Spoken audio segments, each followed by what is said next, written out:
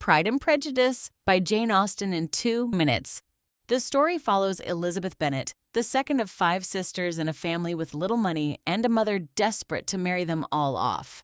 Then, a wealthy gentleman named Mr. Bingley moves into the neighborhood and brings his friend, Mr. Darcy, richer, colder, and at a ball, Elizabeth overhears him say she is not handsome enough to tempt him. She decides she hates him, and here is Austen's trick. We believe her.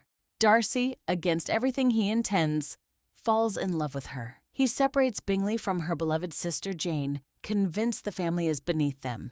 And then he proposes to Elizabeth by explaining he loves her despite her inferior connections. She refuses him, not politely. She tells him he is the last man on earth she could ever marry. Then a letter changes everything.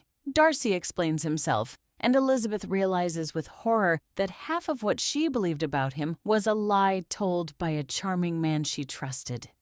The charming ones, it turns out, are not always the good ones, and Darcy begins to change, quietly, without being asked.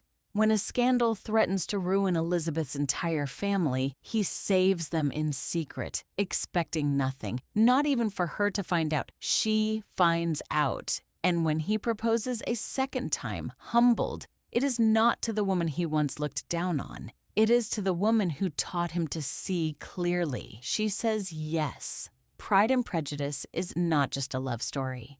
It is about how first impressions are a mirror. What we see in others is shaped by our own pride, our own wounds, our own need to be right. Austen suggests that real love does not ask you to lower your standards. It asks you to question your certainties. And maybe the deepest question is this: who have you already written off based on the worst 5 minutes you ever saw of them?